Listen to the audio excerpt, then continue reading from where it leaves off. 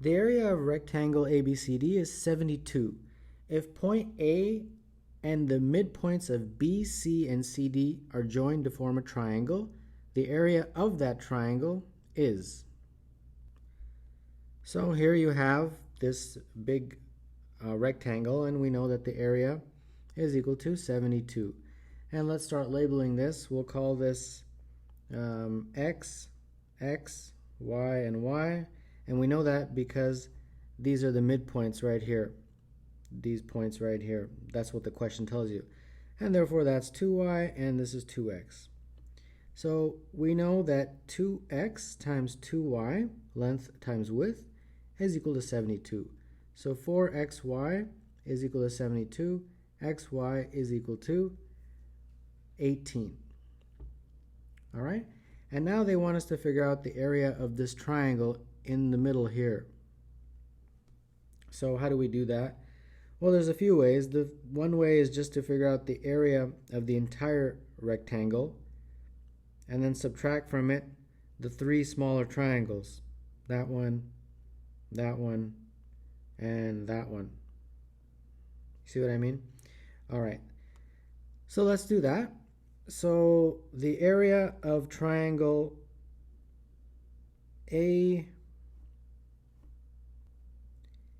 AEF, I just drew in some points there, is the area of the total rectangle, which is going to be 72. That's what the question gave you. And then this shape right here is the first triangle we have to subtract.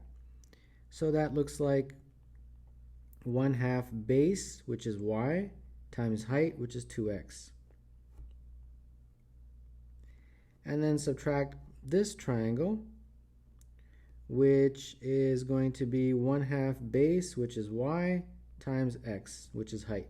And then finally subtract this triangle, which is 1/2 base, which is x, times height, which is 2y. So we get 72 minus xy over 2 minus xy, like that. So this becomes 72 minus xy 1 plus 1/2 plus 1. And therefore this is 72 minus xy. This looks like 2.5 or 5 over 2. Well, xy we figured out already. It was 18 up there. So we can just substitute that in. So 72 minus 18 times 5 over 2. And therefore this is 72 minus 90 divided by 2, 45. And this looks like 27.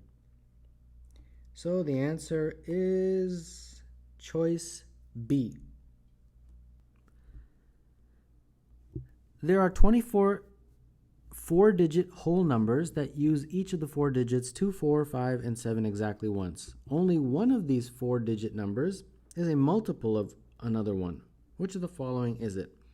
So we can very quickly figure out that if there's 24, you've got 6, 6, 6, and 6 in terms of the groupings. And the first 6 all begin with 2. All right? And you can very quickly write them out. 2, 4, 5, 7, 2, 4, 7, 5.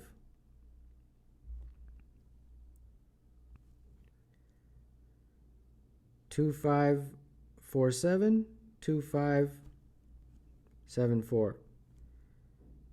2, 7, 4, 5, and 2, 7, 5, 4. All right? You can very quickly write them all out, and then we can look at them a little bit more carefully. Similarly, 4, 2, 5, 7, 4, 2, 7, 5. 4, 5, 2, 7, 4, 5, 7, 2. 4, 7, 2, 5, and 4, 7, 5, 2. Right? So we got 5, 2, 4, 7, 5, 2, 7, 4. 5, 4, 2, 7, 5, 4, 7, 2. 5, 7, 4, 2, 5, 7, 2, 4. And finally, 7245, 7254, 7542, 7524, and finally 7452 and 7425. All right, great. So they're saying in these 24, one of them is a multiple of another one. So there's no magic here or trick, you just kind of look through these and say, okay, we'll start with this one, 2, 4, 5, 7. If I multiply this by 2, will it show up anywhere in here? And the answer is no. If you'll multiply by 3, will it show up anywhere? And if you do that very quickly with 2, 4, 7, 5 actually, you'll realize that if you multiply 2, 4, 7, 5 by 3, like this, it becomes 7425. And 7425 is right here. It's the last one. And that's what they're asking for. One of these 4-digit numbers is a multiple of another one. And which one is it? It's 7425. So that would be answer D. Loki, Mo, Nick, and Ott are good friends. Ott had no money, but the others did.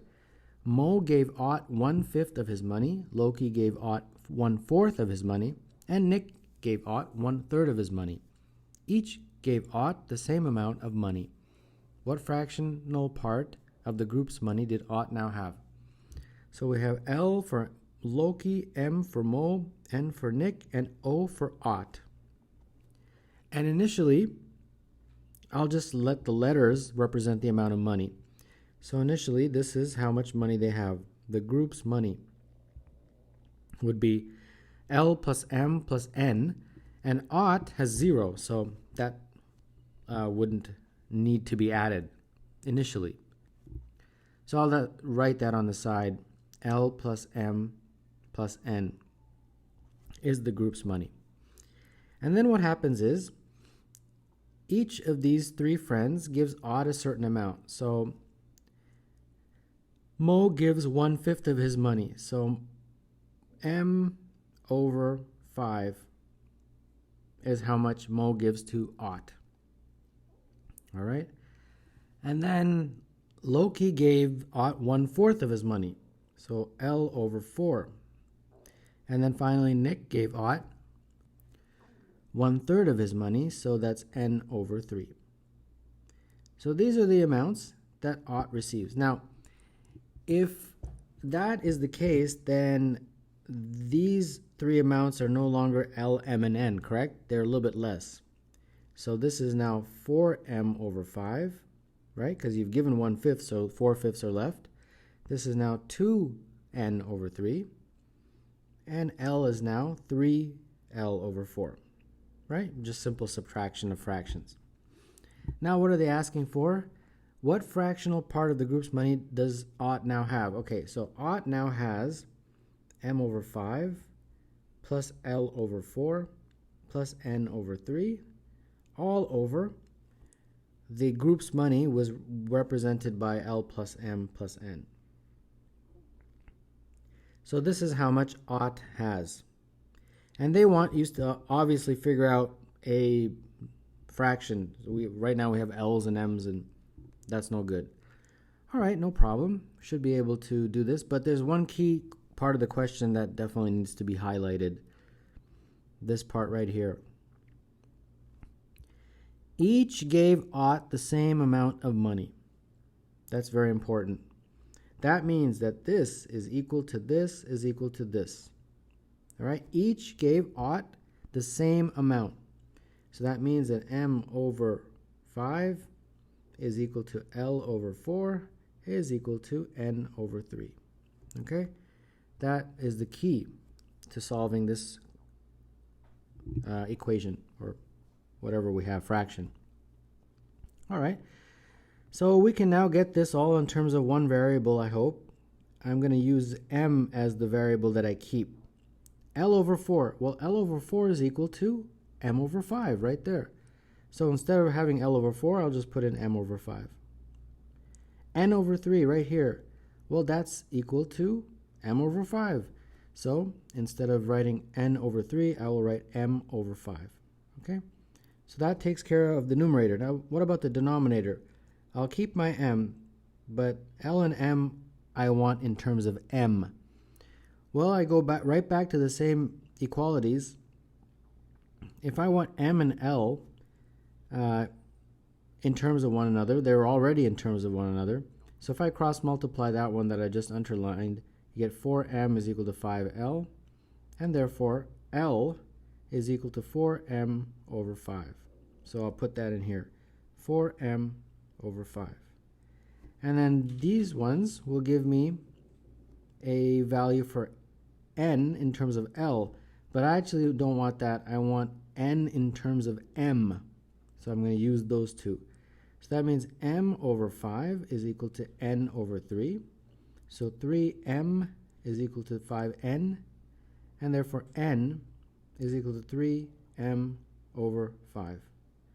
So that means n here is 3m over 5. All right? And this is how much odd has in terms of a fraction of the group's money. So we can solve for this. The top looks like 3m over 5. The bottom, we're going to need a common denominator, so that's going to be 5 over 5. So that will be 4 plus 5 plus 3, which is 12m all over 5. And then invert and multiply. So you'll have 5 over 12m. The 5's cancel, the m's cancel, right? And that leaves just 3 over 12, which reduces to 1 over 4. So 1 over 4 is our answer, and therefore, number 25, the answer is B. In the figure, the area of square WXYZ is 25. The 4 smaller squares have side lengths 1, each parallel to or coinciding with the sides of the larger square. In triangle ABC, AB is equal to AC. And when ABC is folded over BC, point A coincides with O, the center of the square WXYZ. What is the area of ABC in square centimeters? All right, so a lot of information here. Let's fill out as much as we can. This square has an area of 25, so that means these are all 5s, the sides, right? Because 5 times 5 is equal to 25. And then they tell you that these smaller ones have an area, or they tell you the side lengths actually are 1. So this is 1, this is 1. You get the point. They're all 1s. Okay? Like that. And then what else did they tell you? They tell you that AB is equal to AC. So that means that this is an equilateral triangle. AB is equal to AC, like that. And then they tell you that when you fold this over, basically it's like a flap. This A will come and meet right there. That's O, but that's where A ends up. Okay? So that basically means that the distance from A to here is the same as the distance from that point to O, right? That's the only way that A could ever land on O. So I'm going to call this distance H right here. I'll color it in red like that, okay? And that's the same as the orange line in terms of its length. Okay. And then notice that since these are all 1s and this is 5, that means this distance in here has to be 5 minus 1 minus 1, correct? Because this is the same. This is also 5. So that means we got 5 minus 1 minus 1. So this distance in here, which I will draw in red, from B to C, has got to be 3. All right? So now where do we go from here? Well, we just need to figure out H, and then we can figure out the area of ABC. How about this distance from here to here, that distance that I just drew in red? Well, I hope you can see that that is 1 plus 1. This is 1, and those represent the same length. So this is 2. And then how about the final distance? This distance right here, this red line. Well, O is the center. If O is the center, then basically, if that is 5, and we were to draw a line from the center to 5, it would cut that in half. So this would be 2.5, and this wouldn't be 2.5, correct? So this is 2.5. So if this is 2 and this is 2.5, that whole length from there to there is 4.5. And that entire length is basically what is H, because that's the only way A can ever land on O, which is what the question tells you. So there you go. You've got BC is equal to 3, and you've got H is equal to 4.5. And now we can figure out the area of triangle ABC. 1/2 base times height, which is 1/2 3 times 4.5. And if you want to put this in fractions, this will be 3 over 2 and 9 over 2. So this looks like 27 over 4. And therefore, number 25, the answer is C. Two 4x4 squares intersect at right angles, bisecting their intersecting sides as shown. The circle's diameter is the segment between the 2 points of intersection. What is the area of the shaded region created by removing the circle from the squares? So first, let's draw this diagram, but without the circle, just the squares. So that's the diagram without the circle. You have 2 squares, and each are 4x4, so this is 4, and this is 4, and they bisect the intersecting sides. And what that means is that this side has been cut in half by the other square. So that basically means that this is 2, and this is 2, and that's 2, and that's 2. So what's the area, first of all? Well, the area of the square, if it's 4x4, will be 16, right? 4 times 4. And the area of the other square will be exactly the same. So what's the total area? Well, the total area is 32, correct? But as you are able to see, there's an overlapping region right there. And that overlapping region makes it such that the total area is not going to be 32. It'll be a little bit different. But no problem, it shouldn't be that hard to figure out. Basically, all you have to do is understand that the first square, right here, that's 16. So we're going to keep the 16. The second square, however, is not really a full square. It's sort of a square with a 2x2 square chopped out of it. So it's 16 minus a 2x2 square, like that. So 16 minus 4. So that's 12. So if this whole thing was 16, right here, I'll color it in red. That whole thing is 16. This blue one is 12. Okay? So that means 12 plus 16, those 2 squares make a shape that has an area of 28. So that's the first part of the question.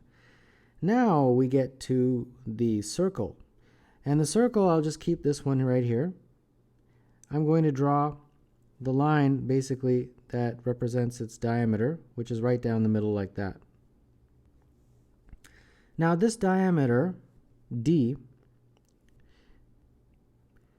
is, as you all know, is equal to 2 times the radius.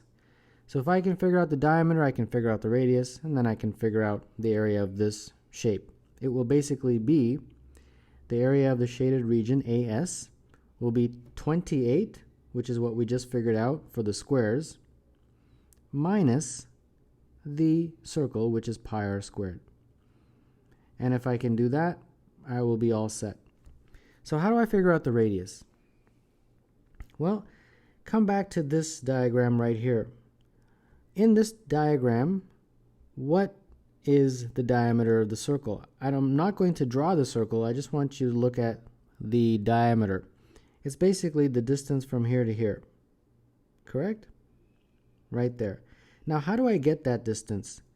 Well, I can use the Pythagorean theorem on this triangle right here, right there. So to avoid messiness, I'll take that triangle and I'll draw it here on the side. Basically that triangle right there. And if you label the sides, it was 2, 2, and this side represents our diameter.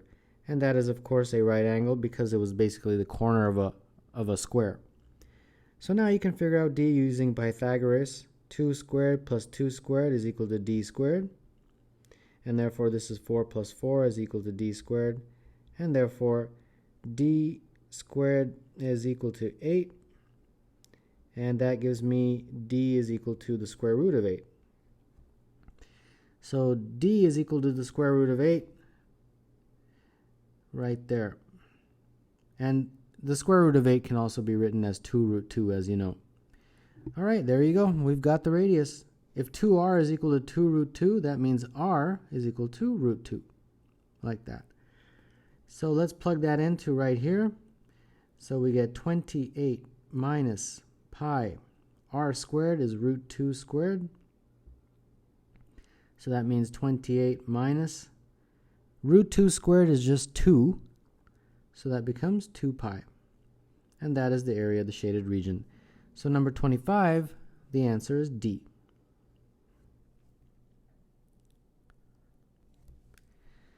A square with side length 2 and a circle share the same center. The total area of the regions that are inside the circle and outside the square is equal to the total area of the regions that are outside the circle and inside the square. What is the radius of the circle? So I blew up this diagram since this diagram is obviously at the heart of this question. First and foremost, let's try to understand what it is that they're asking us or telling us. The total area of the regions that are inside the circle but outside of the square. Well, that would be right here. Inside the circle but outside the square. Okay? And I'll just call each of those guys A. So I've got 4 of them, right? I've got an A here, an A here. They're all equal because of the symmetric nature of this diagram. So 4A represent the regions that are inside the circle and outside the square. And that is equal to the total area of the regions that are outside the circle and inside the square. All right, which regions are those? They're these regions right here. Okay? And I'll call those guys B. That's B, and so on. And there's 4 of those, so 4A equals 4B, and therefore A is equal to B. Okay? So that's the first part of the question. And now I'm going to draw a line from the center of this diagram to the edges like this, all the way to the edge of the circle, like that. And I'm just going to concentrate on that region. Now that region that I drew basically is what? It's a quarter of a circle, correct? And I want you to just pay attention to what I'm really referring to. I'm referring to this region right here. Okay? That's a quarter of a circle, correct? And it's also, if I were to talk about this region, a quarter of a square. Quarter of a circle and a quarter of a square, depending on how I draw it. So there's one region in here that seems to be common to both, and I'll highlight that in orange. It's this region right here. Correct? That's common to both. So I'll call that region, well, might as well just call it region C. All right, now let's talk about this question. The first is the quarter of a circle. Quarter of a circle is pi r squared divided by 4. And you look at this diagram and tell me in terms of our letters A, B, and C, what is it? Well, quarter of the circle is this guy right here. In terms of our letters, what is it? It is C plus A over 2 plus A over 2. Correct? You got the C, obviously, and then you got half of the A's. But you got 2 of them. So that's why it's A over 2 plus A over 2. So that basically becomes C plus A, which is pi r squared over 4. Okay? In a very similar, I'll call that equation 1, and in a very similar way, now let's look at the square right there. That's a quarter of the square. Now we are told, almost forgot about this, that the square has a side length of 2. So if the square has a side length of 2, what is the area of the square? Well, it's 2 times 2. And we have a region that's a quarter of that, so we divide by 4. And then you tell me in terms of our letters, what is the square? It's C plus B, correct? C plus B, like that. All right, now we pretty much are almost done with this question. All we have to do is use equation 1 and equation 2.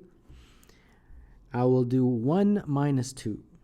1 minus equation 2. Pi r squared over 4 minus this guy, which is 2 times 2, which is 4 divided by 4, which is 1. And then on the right side, it would be C plus A minus C minus B. Pi r squared over 4 minus 1. The C's cancel, and then you just get A minus B. But A is equal to B. We established that earlier in the question. So if A is equal to B, A minus B is 0. So we get pi r squared over 4 minus 1 is equal to 0. Put the 1 on the other side, and then therefore pi r squared will be equal to 4, and therefore r squared is equal to 4 over pi, and finally r would be the square root of that, which is 2 over the square root of pi. 2 over the square root of pi is choice for number 25, choice A, 2 over the square root of pi.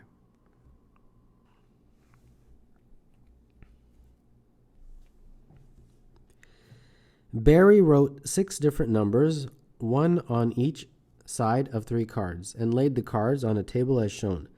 The sums of the 2 numbers on each of the 3 cards are equal. The 3 numbers on the hidden sides are prime numbers. What is the average of the hidden prime numbers? Well, we've got A, B, and C. I'll let those represent our prime numbers. And on the other side, they've given us the numbers are 44, 59, and 38. Correct? Now, they give us an important clue that the sums of the 2 numbers are equal. So that means that A plus 44 is equal to B plus 59 is equal to C plus 38. And we have to figure out the average of the hidden numbers, and those numbers are prime. They want us to figure out A plus B plus C divided by 3, the average of those 3 numbers. All right. Let's see here. Where do we want to go? Well, the first thing is, before I start doing trial and error, I want to get rid of as much as possible. So let's subtract 38 from all of this. That will just leave me with C here, B plus 21 here, and this will be A plus 6. Okay, it's a little bit better to work with, I think. That's perfectly allowable. All right, now A, B, and C are prime numbers. So let's list some prime numbers, starting with 2, which is the smallest one. 3, 5, 7, 11, 13, 17, 19, 23, 29, and I think that should be good enough because the average of these three is pretty small, so I don't think I need to go too high. All right, now we got to figure out through trial and error here what can A, B, and C be. A, B, and C are prime numbers. All right. Well, let's see here. If C is 29, B would have to be 8 in order for this to work. But 8 is not a prime number. Okay, that's no good. How about if I make C equal to 23, B would have to be 2. That is a prime number. And A would have to be 17. And that's a prime number. There you go. That works. So A plus B plus C would be 17 plus 2 plus 23 all over 3 if we're taking the average. And that looks like 42 over 3, which is 14. So there you go. Number 25, the answer is B. On the dartboard shown in the figure, the outer circle has a radius of 6 and the inner circle has a radius of 3. 3 radii divide each circle into 3 congruent regions with point values shown. The probability that a dart will hit a given region is proportional to the area of the region. When 2 darts hit the board, the score is the sum of the point values in the region. What is the probability that the score is odd? So first and foremost, we need to figure out the area of each of these regions. So let's start with the small circle. The small circle has an area of pi r squared, and that small radius is 3. So that's pi 3 squared, which is 9 pi. Now each of these small regions therefore will be 1/3 of that, because it tells you 3 congruent regions that each of those radii help divide this diagram into. So each of those is going to be 9 pi divided by 3, which is 3 pi. Okay? In terms of its area. So I'll just write the 3 pi in here. These are 3 pi in terms of their areas. Okay? Now we do the exact same thing for the big circle. That area is pi big R squared, and big R is 6. So that's pi 6 squared, which is 36 pi. Now each of these, of course, these regions are 1/3. So each of those would be 36 pi divided by 3, which is 12 pi. But we don't want this full region. We just want this region right here. That one. How do you get that? Well, you take 12 pi and subtract from it the 3 pi. So that means this will be 9 pi, this will be 9 pi, and this will be 9 pi. Okay? So far so good. You're following me? No tricks, right? Okay. Now let's move this up. I think we have pretty much everything that we need. So here we go. Now I have to make a little scenario here of how do I get 2 darts? Where do they land? Well, they can land either in the 2, which I will label as 2L. I'll call that 2L, 2 large. They can land here, which is 1 large, or they can land here, which is 1 large. Now these guys are in the small circle, so I'll call those smalls. I'll call those 1 small, 2 small, and 2 small. Okay, so those are the 6 possible places a dart can land. And we have 2 darts. So our scenarios will be as follows. We will have a whole bunch of scenarios. Let's see.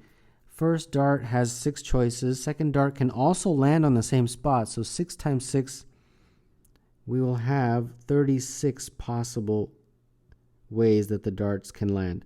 Okay, 36 is not that big of a number, so I think we should be able to do this. So here we go. So for the first dart, we could be 2L, And it can also land on 2L again. Or it could be 2L, 1L. 2L and then 1L. Remember, this is different. Don't get confused. Or it could be 2L and then 1S.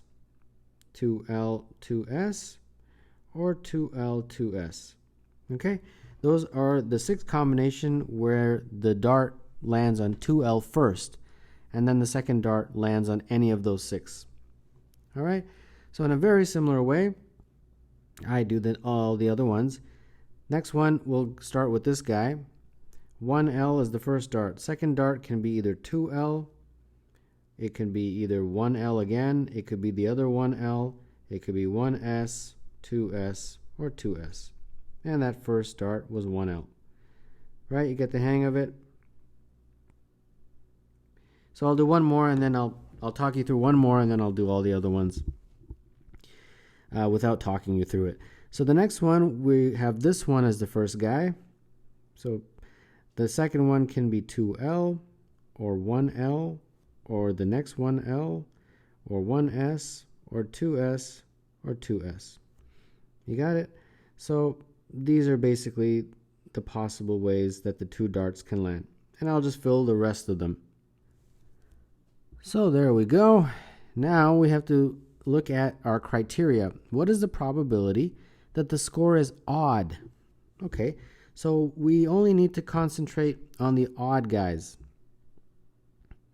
Well, it's a probability question. So at the very end, I'm going to have to figure out a probability, right? And that probability is always at a fraction. So something over something. Well, the something over something is going to be a fraction, right? But it's not as simple in this question because the total, I've got 6 times 6. I got 36, right? But here's the thing. Each of these does not have an equal probability. It varies. And because it varies, this system of figuring out the denominator and numerator is not going to be valid in this question. Why? Because the probability that a dart will hit a given region is proportional to the area of the region. And that is very important. So let's figure that out. First and foremost, we only need to concentrate on the sums that are odd. So I'll circle those. Odd sums, this one, 2 plus 1 is 3, that's odd. That's odd, and that's odd. All the other ones would give you 4, which is an even number. This is odd, this is odd, and this is odd. That's odd, that one and that one. And let's see here, that one, this one, and this one. That one, and that one. And then finally, this guy, and this guy. Right? Okay, here we go. Now we are going to look at our probabilities. So, the probability of landing on 2L. After you do a few of these, it'll become very quick. 2L.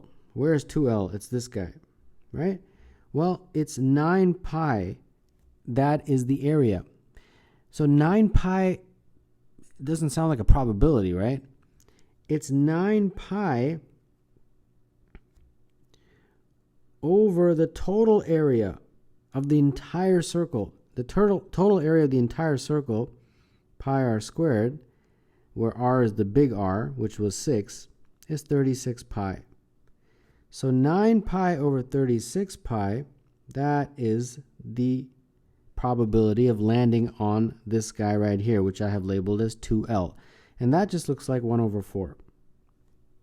Okay, does that make sense? So very similarly, for this guy, it's also the same. 9 pi over 36 pi, which is 1 over 4. And so is that one. Okay, now let's look at the little guys. For them, it's 3 pi over 36 pi. That's the probability of landing the dart in those little regions. And that is 1 over 12. So this is 1 over 12, and that's 1 over 12. Okay, so coming back to here, the probability of landing on the 2L is 1 over 4. and you have to multiply that by the probability of landing on the other 1L, that's 1 over 4, and that is 1 over 16. Okay, the next one, 2L, again, 1 over 4 times 1L, another 1 over 4, and that is, again, 1 over 16. All right, does that make sense? Next one, 2L, 1 over 4, but now we have 1S, this guy. It's not 1 over 4, it's 1 over 12, the probability. So that is 1 over 48. Okay, so in a very similar way, you'll calculate the probabilities for all of these, and I'll go through them only if they're different. So this first one was no different, it's just 1 over 16. Okay, this one we have 1L and 2S, and that's 1 over 48. And this is also 1 over 48, probability. 1L, 2L, that's 1 over 16. 1L, 2S, 1 over 48. And 1 over 48. 1S, 2L, 1 over 48. 1S, 2S, okay, this is a little bit different. 1S, right here, 1/12. Times 2S, which is right here, and that's also 1 over 12. So that's basically 1 over 12 times 1 over 12, which is 1 over 144. Got it? And this guy here, it's the same thing, 1 over 144. Okay? Now we get to the last 6 here, and this is going to be 1 over 48. 1 over 48, and this is 1 over 144. And the last ones, we have 1 over 48, 1 over 48, and finally 1 over 144. Now to get the total probability, we've got to add up all these guys. So let's see, how many 1 over 16s do we have? 1, 2, 3, 4. That's it, 4 of them. And then how many 1 over 48s do we have? 1, 2, 3, 4, 5, 6, 7, 8, 9, 10 of those. And how many of the 1 over 144s do we have? 1, 2, 3, 4. 4 of those. Okay. So this looks like 4 over 16, which is 1/4. 10 over 48, 5 over 24. And then 4 over 144 is what, 1 over 36. And then common denominator, 72, I believe. So this is going to be, adding fractions, 18. And then this is 3, so 15. And then this is 2. So that looks like 35 over 72. There you go, 35 over 72 is the answer to number 25, and that would be choice B.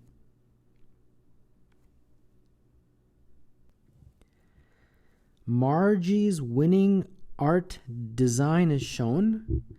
The smallest circle has radius 2 inches, with each successive circle's radius increasing by 2 inches. Approximately what percent of the design is black?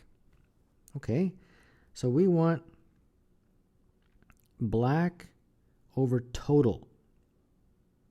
So the first thing I'll do is the total.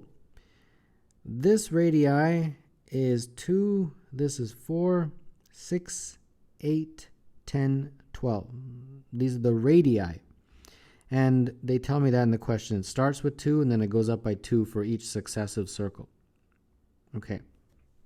So the total is going to be pi r squared, where r is 12. Right? Now we have to figure out the black sections of this art design. All right.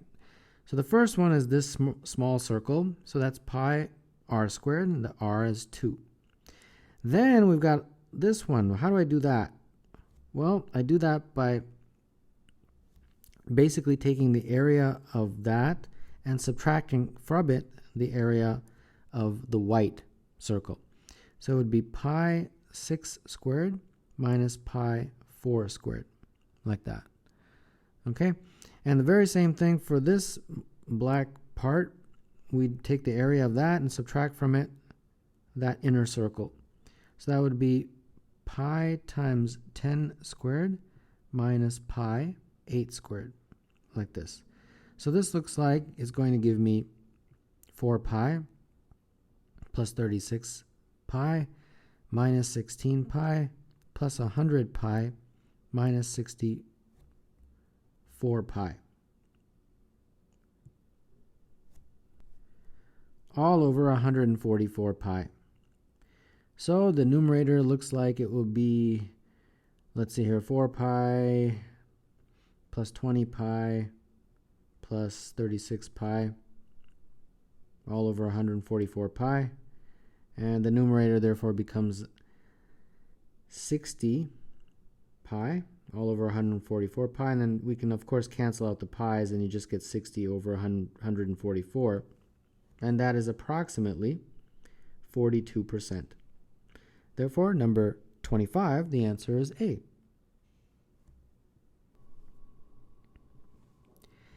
A 1 cubic foot cube is cut into 4 pieces by 3 cuts parallel to the top face of the cube. The first cut is 1 foot from the top face, the second cut is 1/3 foot below the first cut, and the third cut is 1/17 foot below the second cut. From the top to bottom, the pieces are labeled A, B, C, D. The pieces are then glued together end to end in the order C, B, A, D to make a long solid as shown below. What is the total surface area of this solid in square feet? There is a short way and a long way. The long way obviously is very time consuming, so I'll show you the short way. The short way is to look at this diagram closely and realize that first you look at the top faces, and all of those top faces have an area of 1 times 1. And since that's equal to 1, this is 1, that's 1, that's 1, and that's 1. So the top faces give you a total of 4. Similarly, the bottom faces, which you can't see, but they'd be exactly the same, will also give you a surface area of 4. Now we have to look at these guys right here, the ones that are facing me. If you look at it closely, if you stack those together, they would essentially make up one full side of the square. So that is going to give you just 1 times 1, which is equal to 1. And on the other side, which would be that, it'd be exactly the same. You'd get another 1 times 1, which is equal to 1. So far, we have a total of 10. We've taken care of the top, we've taken care of the bottom, and we've taken care of the sides, that side and the other side that you can't see. Now I just have to look at this and the other side. Well, this part here, if you look at this carefully, you'll notice it really is equivalent to just A, like that, right? Because for A, that is the only part that we need to count, but for B, we count that, and then for C, we count that. If you add it all up, its top to bottom height is the same as the top to bottom height of A. And the width or the length from here to here is 1. So that surface area is 1/2 times 1, which is 1/2. And on the other side, you can't see it, but it would be exactly the same.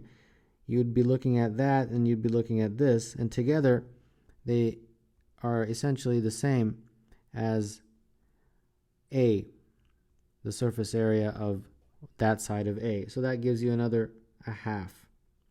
So totaling up 10 plus 1/2 and 1/2, you get 11. Now there's of course a much longer way where you look at each individual piece, but that is going to be very time consuming considering you only have 40 minutes for 25 questions. So for number 25, the answer is E. Every day at school, Joe climbs a flight of 6 stairs. Joe can take stairs 1, 2, or 3 at a time. For example, Joe could climb 3, then 1, then 2. In how many ways can Joe climb the stairs? the steps can be either 1 step, 2 step, or 3 steps. And then I'll write the number of combinations here. So let's discuss this. If all of the steps are 1 steps, then obviously there's no steps that involve 2 stairs and no that involve 3. So how many ways can this be done? Well, it's just one way, right? It's just basically 1, 1, 1, 1, 1, 1, like that. He takes 6 steps in a row, each of them covering 1 stair, right? That's it. Now, what about if we have 5? Can we do this? Well, if we take 5 steps that are 1 stair each, the 6th step also has to be 1 stair. So this doesn't really give us anything new. This is, pointless. What about 4? That means the other step has to cover 2 stairs. So there's got to be 1 of those guys and 0 of these. How many of these can we have? Well, it's a scenario like this: 1, 1, 1, 1, 2. Or you can have 1, 1, 1, 2, 1. Or 1, 1, 2, 1, 1. 1, 2, 1, 1, 1. Or 2, 1, 1, 1, 1. Right? These are the possible ways that he can do this. And there's 5 of those. All right? This is basically our process. What if the number of 1 stair steps is 3? Well, he's got to cover the next 3 stairs in one step that involves 3 stairs, right? So there's 0 of those 2 stair steps. How many ways can we do that? Well, you can have 1, 1, 1, 3, or you can have 1, 1, 3, 1, 1, 3, 1, 1, 3, 1, 1. So there's 4. Now we're down to 2. If there's 2 of those guys, there's got to be 2 of these guys, 0 of these.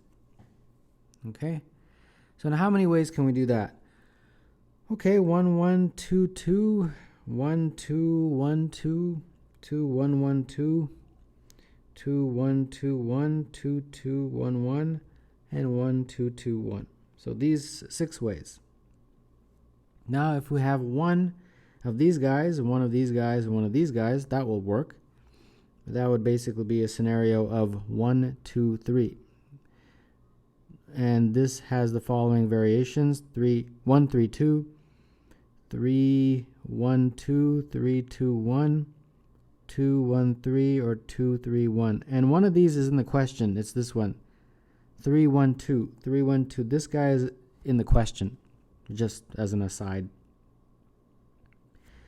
So there are 6 of those. And then we're almost done here. Now we're down to 0. If you have 0, this has got to be 3 and 0. And there's only one way of doing that. That's just 2 steps, then 2 steps, then 2 stairs, and then 2 stairs, and then 2 stairs.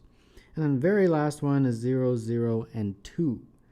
So that's just taking 3 stairs and then 3 stairs. And there's only one way of doing that. So now we have to add up these guys. And if you add all these up, you get, let's see here, 3 plus 9 is 12. 12 plus 12 is 24. So therefore, number 25, the answer is 24, which is E.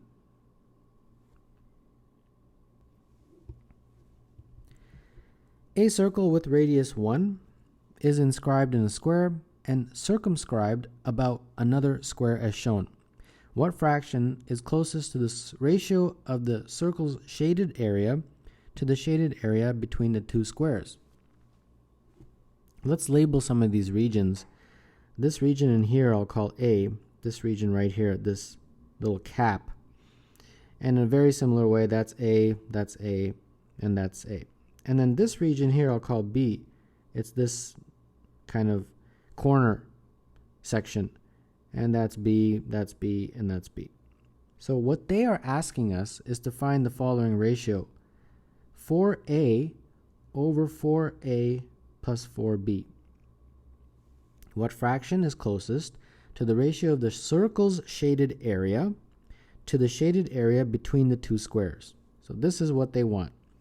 Now you can divide top and bottom by 4 and you just get left with A over A plus B.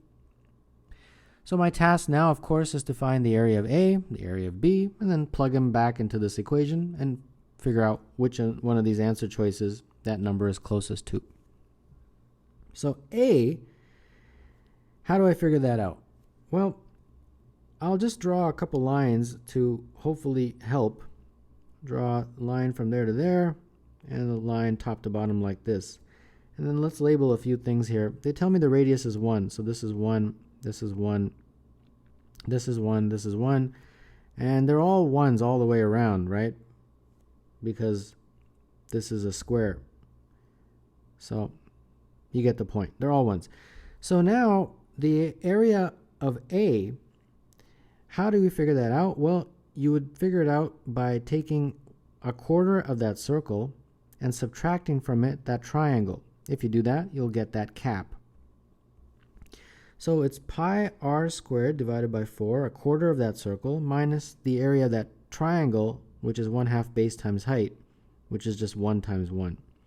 And the radius is 1, so this just becomes pi 1 squared over 4 minus 1/2. So that's A. Now we have to figure out B. And what is B? Well, B is this little corner region. How do you figure out B?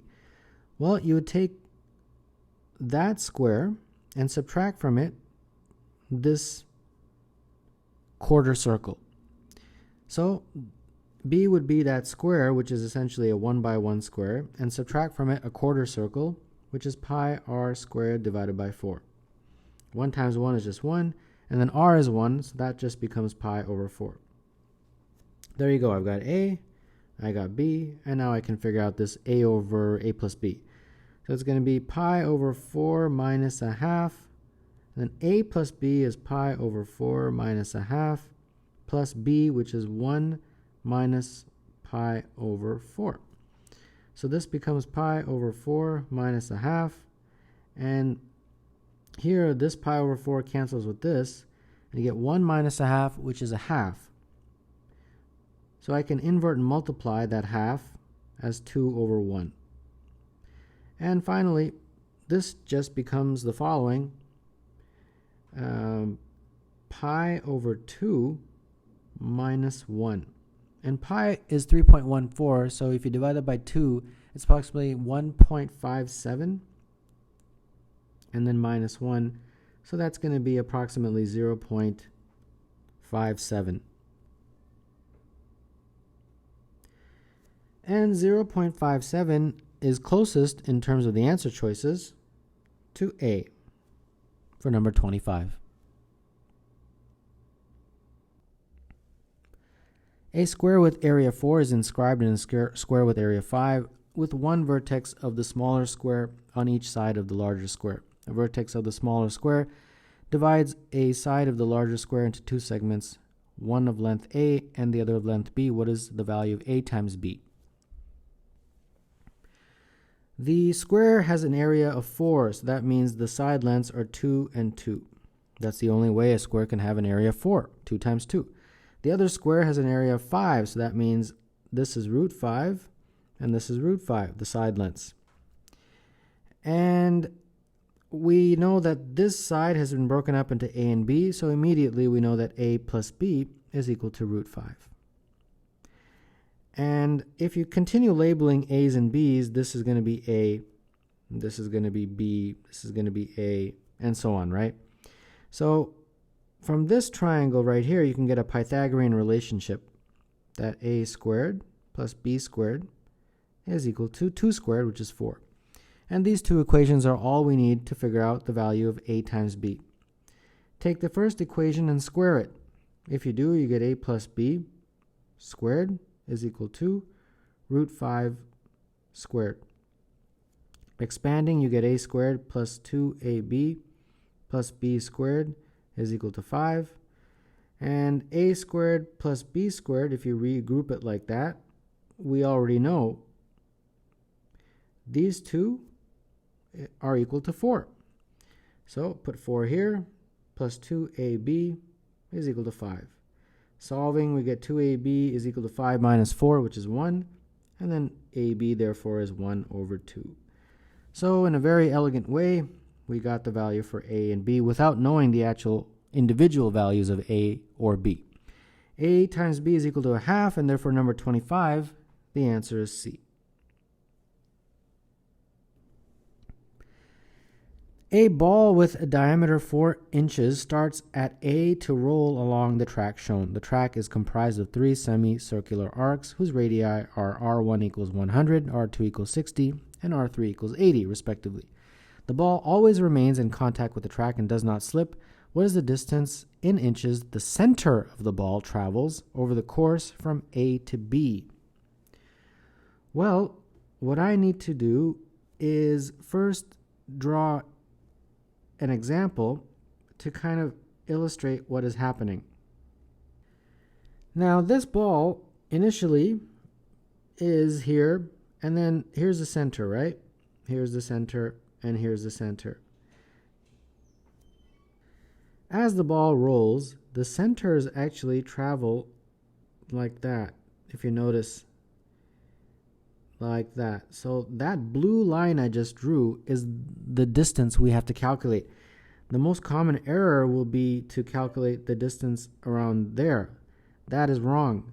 That is where the ball touches, but we are specifically asked to find the distance that the center of the ball travels. So that makes it a little bit challenging. Okay, well, how do you do that? Well, first, let's understand how would we figure out the distance if we were just looking at that, which is, of course, the red. Well, that's just the circumference divided by 2. So you just try to figure out C over 2, and C is 2 times pi times r over 2. And in our first case, for R1, it's 100, right? So that means this is just pi times 100. So that's the distance from here to here, which in this diagram over here is the red line. But we don't want the red line, we want the blue line. Well, how do we figure out the blue line? Well, that's where this piece of information comes in, that the diameter of that small circle is 4. If the diameter is 4, then that means that this little guy, the radius is 2. So what we are really looking at is a circle that does not have a radius across of 100, but we're only going to this point right here. So if this is the center of the circle, we want to calculate from the center till here, which would be 100 minus 2, right? Because this whole thing would be 100, but then we've got to subtract this 2 because we have to look at the center of the ball. So instead of C over 2 using 100, we're going to use 98 because it's 100 minus that 2, which is 98. So the first distance, it would basically be 98 pi. So I'll just put that there, 98 pi. Okay, so I hope that makes sense. Okay, now let's look at the next guy. Well, this is different actually. You think, well, okay, I got the hang of it, I'm an expert, but it's not the same. This time, the nature of this diagram is the ball starts to roll on the top surface of that semicircle. So now, if the center is here, here, and here, as the ball rolls along, it's actually going to have a path like that, which is actually longer because we're outside now. Did you notice that? So this time, if this is the radius, say, what is the radius for R2 is 60, right? So from here to here is 60. We now have to add another 2 because the radius of that small circle is 2. So instead of the standard 60 pi, which is what the circumference would be for that circle, we have to add 2, so it would be 62 pi. All right, so I hope that makes sense. And then the last one, fortunately, is identical to the first one, where you just have to look at it from the scenario that now the circle, a small circular ball, is traveling in the interior. It's going to be here, right? Like that. So in the same way that you subtracted for the first scenario, you do the same thing. So instead of 80, it would be 78 for the radius. So when you calculate the circumference, it would be 78 pi. So it's a cool question, a bit challenging, but not too bad. So now we have to add up all these. So it's 98 pi plus 62 pi plus 78 pi. And when you do, you get 238 pi for the total distance that the center of the ball travels over the course from A to B. So for number 25, that is choice A.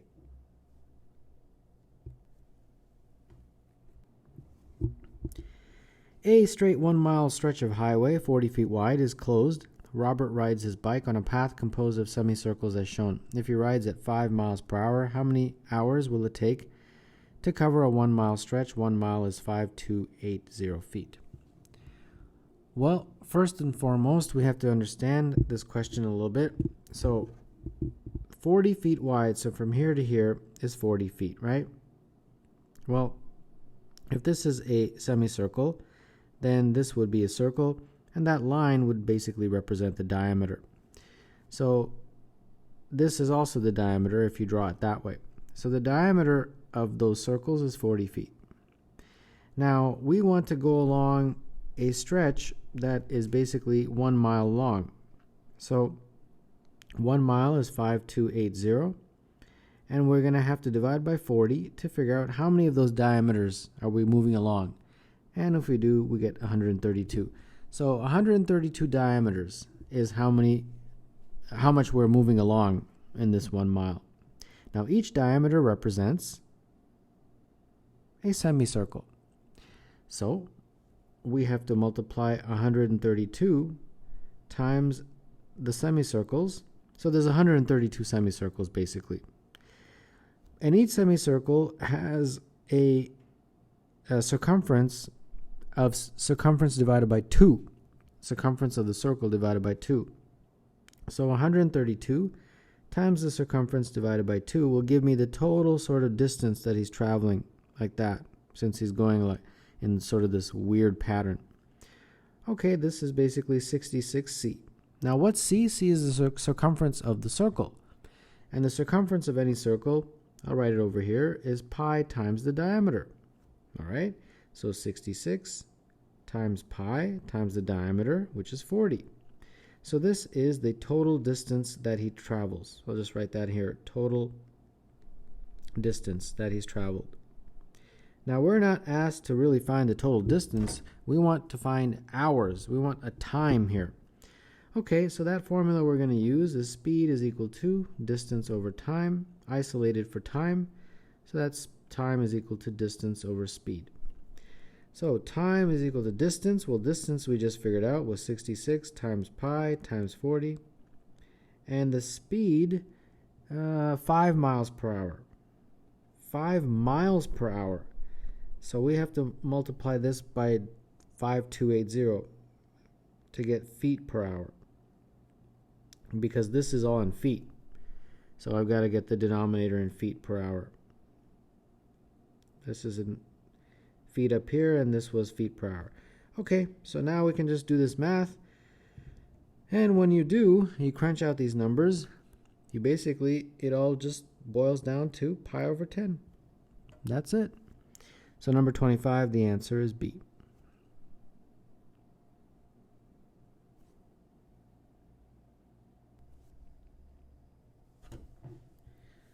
One-inch squares are cut from the corners of this 5-inch square. What is the area in square inches of the largest square that can be fitted into the remaining space? Well, the temptation is to go for the obvious, which is this type of a situation, and that's easily going to be figured out as 3 times 3, which is 9, but that's not right. The answer. Another temptation is to go from the midpoint to the midpoints like that, and you can figure that out pretty quickly. And if you did that, unfortunately, that would be wrong also. That would actually end up being 12.5, which is again the wrong answer. All right, well then how do you figure out the right answer? Well, it's the following scenario. A square that looks like this. And I think that's pretty cool. Some of you would be able to figure that out. Some of you wouldn't, but don't worry about it. That's why I'm here to help. Now we have to figure out the area of that. And the quickest way is to cut it into pieces like this, where this is a square. So now all I have to do is figure out the area of that red square and then the area of these triangles that are obviously outside of that red square. That's the quickest way of figuring out that. Well, these are 1 by 1. This whole thing was 5, so that means from here to here is 3. So that's 3 and that's 3. And similarly, that's 3 and that's 3.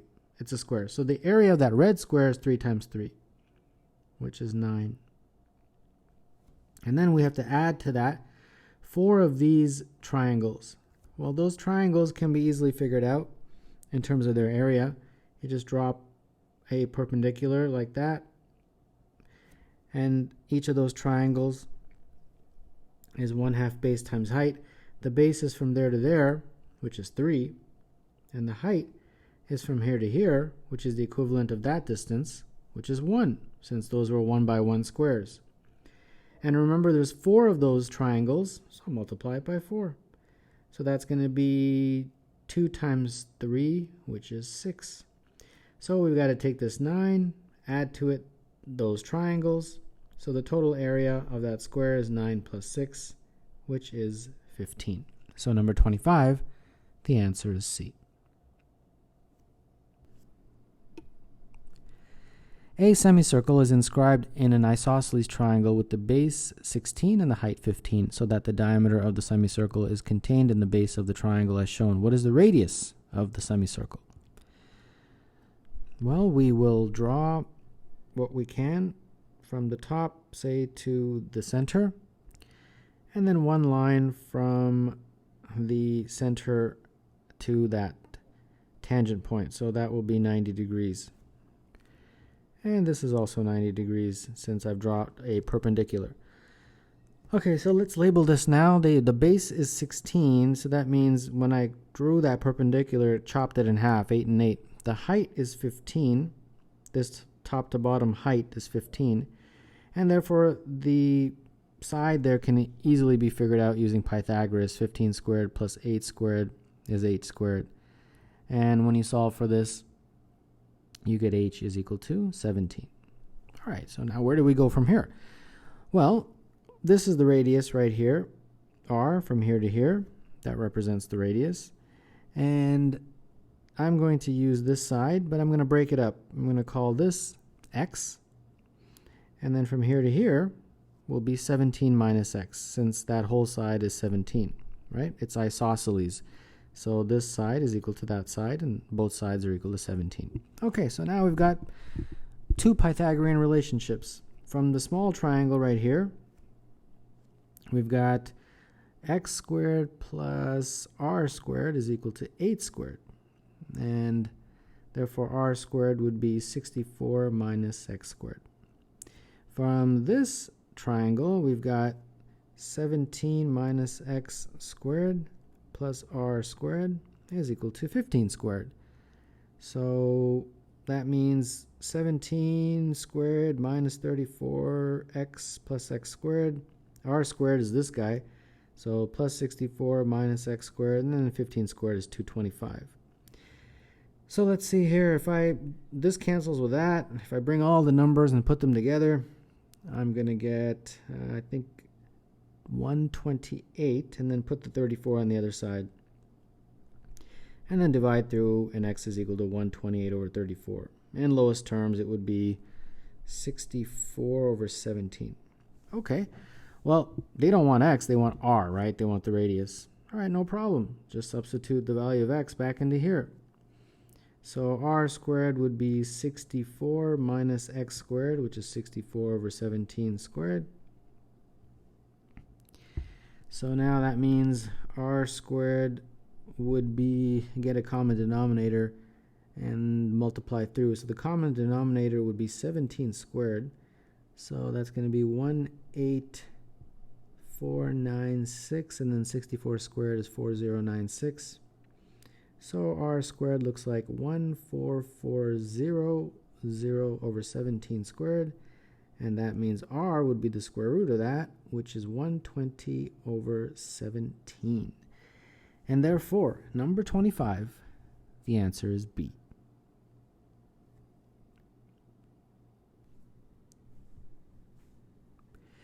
In the figure shown, line US and line UT are line segments, each of length 2, and the measure of angle TUS is 60. Arcs TR and SR are each 1/6 of a circle with radius 2. What is the area of the region shown? Here is that diagram. Let's cut it up a little bit. Draw a line there, draw a line here, and we've got to make a circle here. And let's try to make this diagram in a way so that it's not confusing in the least. So let's draw the center to that shape, and then a couple more lines. One line that goes down straight like that, and then one more line that goes like that. And I think that should be sufficient. May not be perfectly drawn to scale, but that's okay. Now, we of course have to figure out the area of this shape right here. So first what I'll do is I'll just concentrate on the top part, that triangle, and then we'll concentrate on the bottom. All right, so the top part, they told me this is 2, and that this is 60 degrees. Therefore, since that line chops that angle in half, this is going to be 30 degrees. And this is 90 since that was a perpendicular, and therefore this is 60. And using your 30, 60, 90 triangles, we can easily figure out the height of this triangle.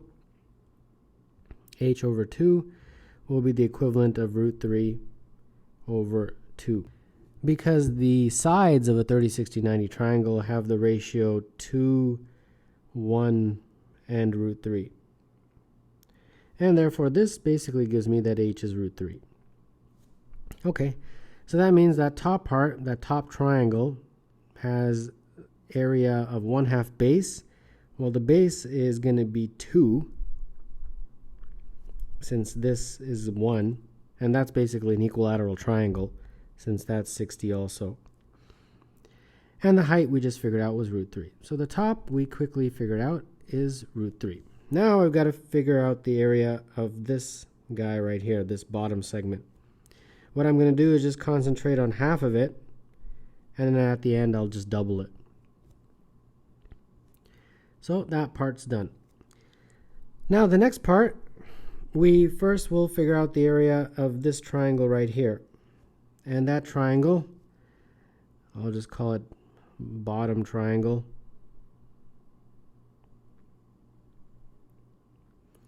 And that's going to be, again, 1/2 base times height. Same thing, we need to figure out this h from here to here. And in the same way, h over 1 is the same as root 3 over 1, and therefore h is root 3. Because that's also a 30, 60, 90 triangle. Since this is 90, and this here, we can figure out, because they told me that this is 1/6 of the circumference of the circle, so that means this is 60. 60 over 360 is 1/6. And this is the radius, so they told me it's 2, that's 2. And that means that's isosceles, so this angle must be the same as that angle. So those two angles add up to 120, so each of those is 60. So if that's 60, then this is 30. So therefore this angle is 60, and again we've got a 30, 60, 90 triangle. So that's how I was able to get this right here. So the bottom triangle, which is this guy right here, that one has 1/2 base times height as the area. The base is 1, the height is root 3. So that's root 3 over 2. But I'm not interested in that, really. I'm interested sort of in this shape right here. And that shape is the equivalent of the bottom triangle minus that cap. And that cap, I'll just put right here, cap. That cap is basically this segment right here that sits sort of in the middle. Okay, well, let's figure out the area of the cap. The area of the cap we can figure out basically by first figuring out the area of this pi segment and then subtracting from it that triangle. So the cap is the pi segment minus the triangle.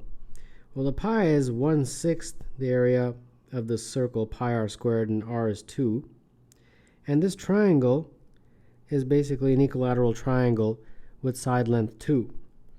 And just as we did before, you can just drop a perpendicular and figure out the height right here.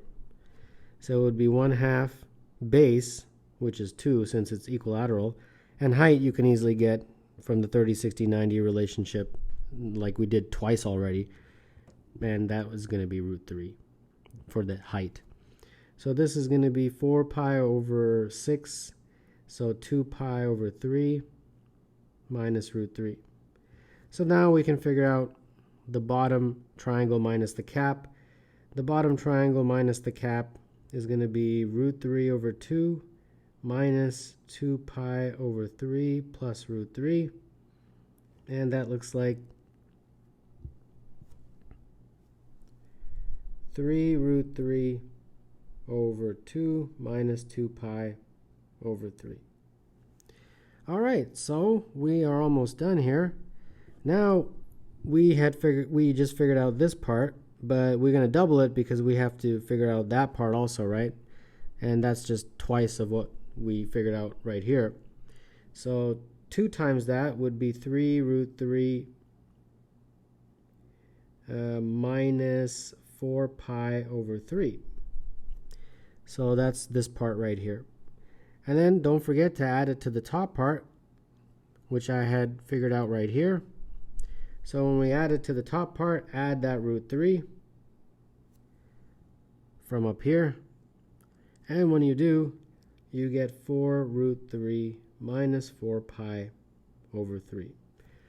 4 √3 minus 4 pi over 3 is choice B for number 25.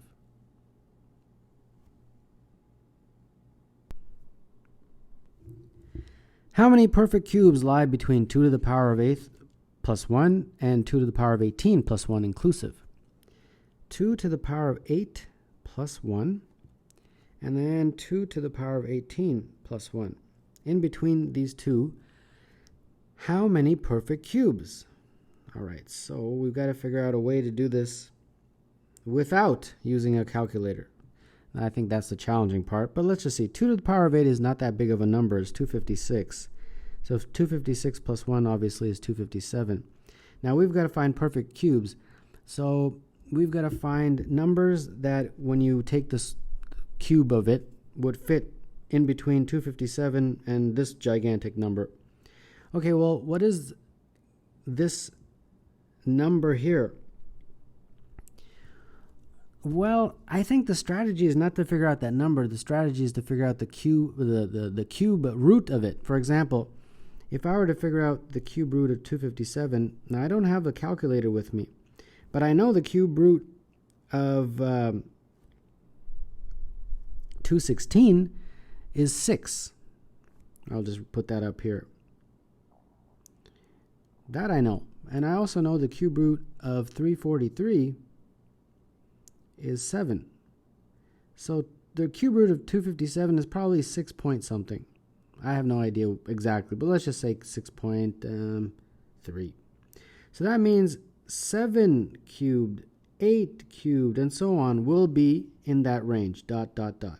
Okay, so I got the first part of the range. Now I got to concentrate on the second part of the range, these numbers down here. Well, just like how I did up here, I'm going to use that strategy. The cube root of 218 plus 1, like, I don't like that plus 1. I'm just going to try to figure out the cube root of, sorry, these should be cubes. There should be a 3 there. It's not a square root, it's a cube root. The cube root of 218, well, that's easy because it's just 218 to the power of 1/3. And that is just 2 to the power of 6. And 2 to the power of 6 is just 64. So the cube root of 2 to the power of 18 plus 1, if I had put in that plus 1, will be ever so slightly larger than 64. So it would be 2 to the power of 18 plus 1. If I took the cube root of that, it would be like 64 point, I don't even know, 0.1 perhaps, something like that. So that means if I go all the way up to 64 cubed, it would be fine. It would be still within that range. Remember, we got to find numbers greater than 6.3 and smaller than 64.01. And those have to be integers. So 7 to the power of 3, 8 to the power of 3, all the way to 64 to the power of 3. So there you go. So basically all the numbers from 7 to 64. So that's 64 minus 6, which is 58. 58 numbers. And therefore number 25, the answer is E. Alice has 24 apples. In how many ways can she share them with Becky and Chris so that each of them has at least 2 apples?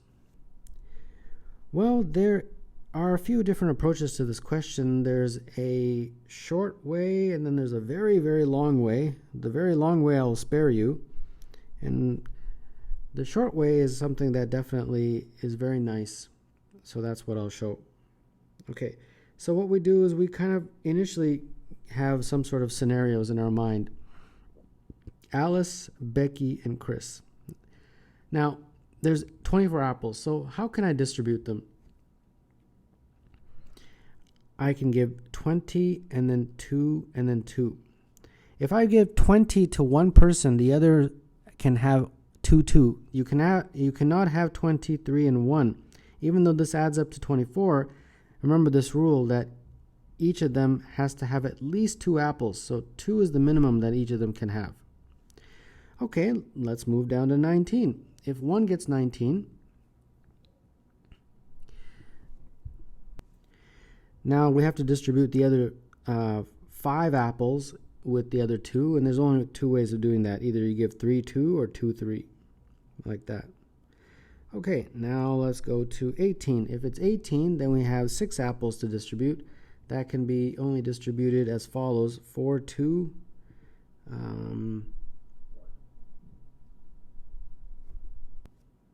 3, 3, and 2, 4, for 18. Some of you might see a pattern, some of you may not, so let's keep going. How about 17? Now I've got 7 apples to distribute among B and C. That can be done with 5, 2, 4, 3, 3, 4, and 2, 5.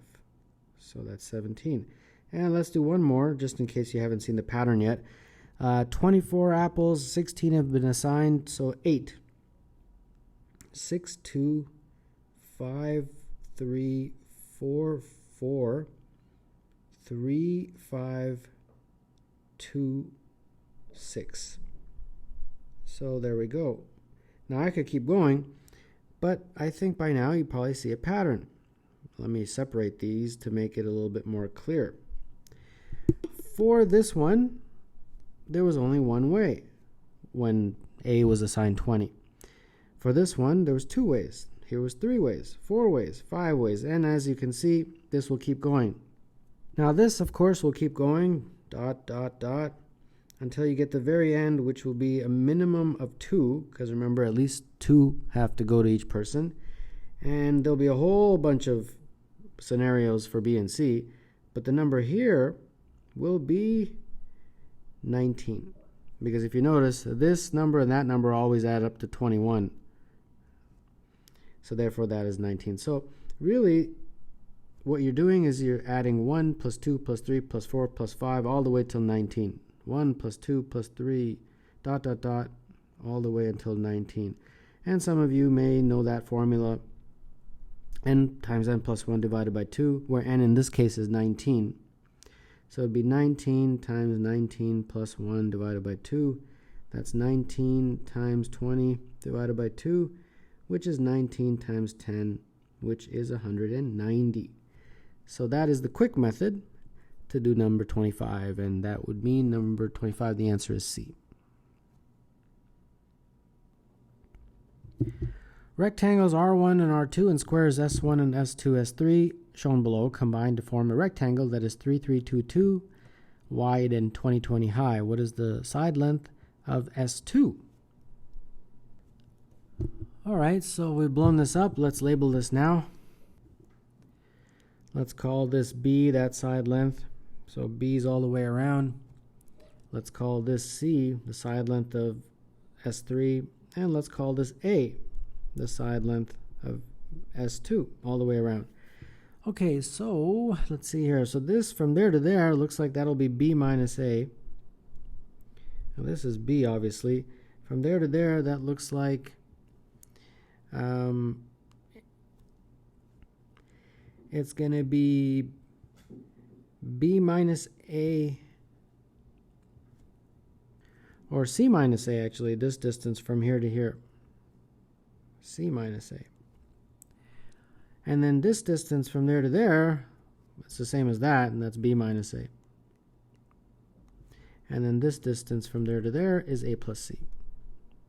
So very quickly we got our dimensions. The top, which is B plus A plus C, is the 3322.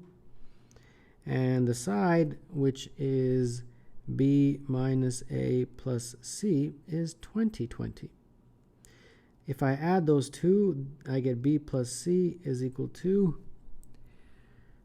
5342, and that would be actually 2B plus 2C.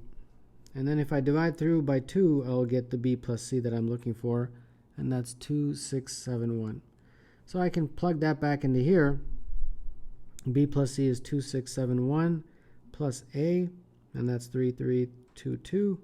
So subtracting, I get A, 3322 minus 2671 is 651. And A is what I had chosen to represent the side length of S2, which is what they wanted. And that is choice A for number 25.